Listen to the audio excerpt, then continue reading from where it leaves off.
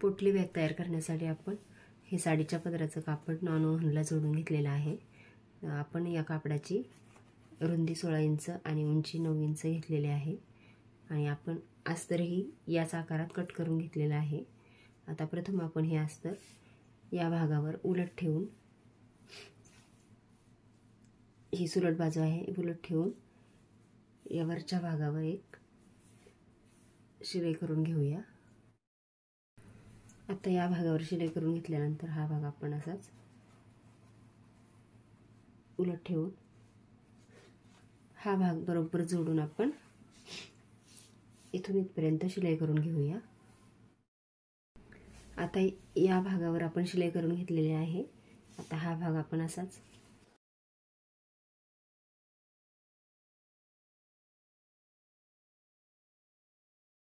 या भागावरती असं जोडून अस्तर आणि नॉन ओव्हनचं हे कापड आता एकत्र याला शिलाई करून घेऊया राऊंड मध्ये। आता आपण या खालच्या भागावरती शिलाई करून घेतलेली आहे। आता आपण बॉटम तयार करून घेऊया। बॉटम तयार करण्यासाठी हा 5 बाय 5 इंचाचा स्क्वेअर पीस पेपरचा कट करून घेतलेला आहे। यातून आपण आता राऊंड शेप कट करून घेऊया। त्यासाठी हा कागद आपण एकदा फोल्ड आणि पुन्हा एकदा असा फोल्ड करून घ्यायचा आहे। फोल्ड करून घेतल्यानंतर आपण आता याच्यावरती 2.5 इंच अंतर मिळालेले आहे। हे 2.5 इंच अंतर आपण असंच राऊंड मध्ये फिरवून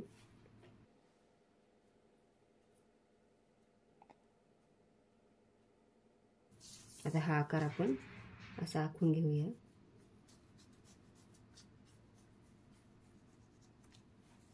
आणि आता हा आकार कट करून घेऊ।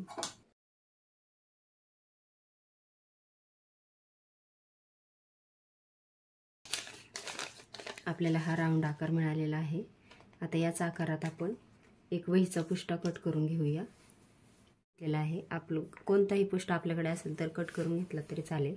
आता आपण हे कापड घेतलेले आहे, या कापडात डबल फोल्ड करून घ्यायचा आहे।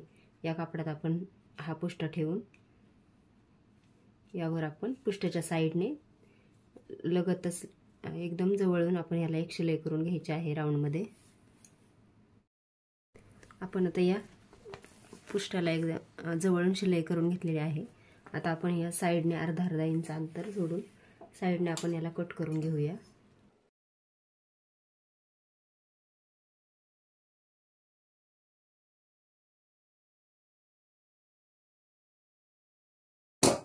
आणि आपण आता साइडने हा अर्धा इंच अंतर ठेवलेला आहे। आता आपण हा भाग असाच ठेवून आपण या भागाला आता शिलाई करून घेऊया आणि हा बॉटम जोडून घेऊया। बॉटम आपला हा राऊंड मध्ये आता जोडून झालेला आहे। आता आपण 1 इंच अंतर या वरच्या भागातून खाली मोजून घेऊन त्यावर एक शिलाई करून घेऊया आणि आपण त्यातून नाडी ओवून घेणार आहोत। हे 1 इंच अंतर मोजून आपण इथे एक शिलाई करायची आणि त्याच्या खाली पाव इंच अंतर मोजून खाली पण एक शिलाई करून घेऊया। अशा प्रकारे एका खाली एक आपण 2 शिलाई करून घेऊया राऊंड मध्ये। आता ही 2 शिलाई आपण करून घेतलेल्या आहेत। यामध्ये अर्धा इंच अंतर सोडलेलं आहे। आता आपण सुलट करून घेऊया।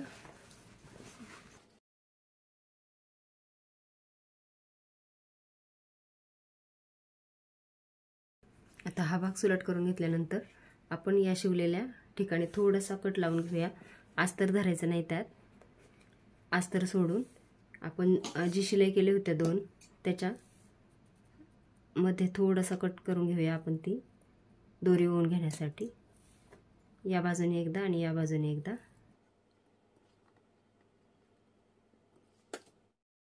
आता या शिलाई केलेल्या भागाच्या या बाजूला आणि या बाजूला आपण थोडे थोडे कट लावून घेतलेले आहेत। आता आपण हा भाग असाच ठेवून खूण करून घ्यायची आहे इथे आणि मागच्या बाजूला पण आपण दोन्ही ठिकाणी आपण थोडे थोडे कट लावून घेऊया। आता आपण या कट केलेल्या भागातून एक दोरी ओवून घेतलेली आहे। ती आपण 19 इंच लांबीच्या 2 दोऱ्या घेतलेल्या आहेत. ही दोरी आपण या भागातून सुरू करून इथून अशी बाहेर काढलेली आहे. आता दुसरी दोरी आपण ही पिनच्या साहाय्याने जोडून घेतलेली आहे. दुसरी दोरी आपण या दुसऱ्या भागातून ओवून इथून अशी इकडे बाहेर काढून घेणार आहोत. ही दुसरी दोरी आपण आता ओवून घेऊया. दोन्ही बाजूंना आपले आता हे नॉड लावून झालेले आहेत. आता आपण ह्याला गोंडे लावून घेऊया. त्यासाठी आपण ह्या प्रत्येक दोरीतून हा एक गोंडा बसवून घ्यायचा आहे. याला गाठ मारू. दोन्ही बाजूंना आपले आता हे गोंडे बसवून झालेले आहेत. आता आपण हँडल तयार करून घेणार आहोत. हँडल तयार करण्यासाठी 2.5 इंच रुंद आणि 30 इंच लांबीचं हे कापड घेतलेलं आहे. ते आपण असं उलट फोल्ड करून त्यावर एक साईडने शिलाई करून घेऊया. आता आपण या पट्टीला उलट शिलाई करून घेतलेली आहे. आता आपण ही पट्टी सुई दोऱ्याच्या साहाय्याने किंवा मी आता ही लांब तार घेऊन यातून ही आपण सुलट करून घेणार आहोत. त्यासाठी आपण या खालच्या बाजूला आपण शिलाई करून घेतलेली आहे. ते आता आपण असं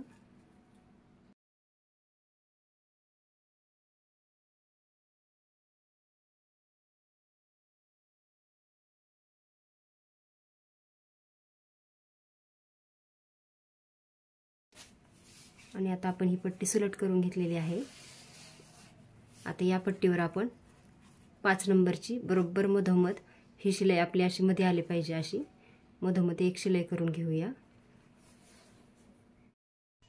आतली मारलेल्या शिलाईवरच आपण दुसरी शिलाई मारून घेतलेली आहे आणि कट करताना दोरी लांब कट करून घेतलेली आहे. त्यातला एकच दोरा पकडून आपण हा ओढायचा आहे आणि सावकाश ओढायचा आहे. तो दोरा तुटू द्यायचा नाही आणि तुटला तरी पुन्हा आपण थोडी शिलाई करून तो दोरा असा सावकाश पद्धतीने ओढून घ्यायचा आहे. हळूहळू एक बाजूने ओढून झाल्यानंतर दुसऱ्या बाजूने हा दुसरा दोरा थोडा थोडा ओढत जायचा आहे आणि आपला असा दोरा ओढून घेतल्यानंतर या बेल्टला असा गजऱ्यासारखा आकार येईल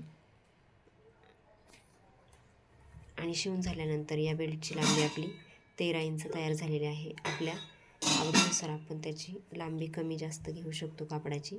आणि आता आपण ज्या साईडने गोंडे लावले होते त्याच बाजूने आपण हा बेल्ट साईडने थोडा फोल्ड करून शिवून घेऊया.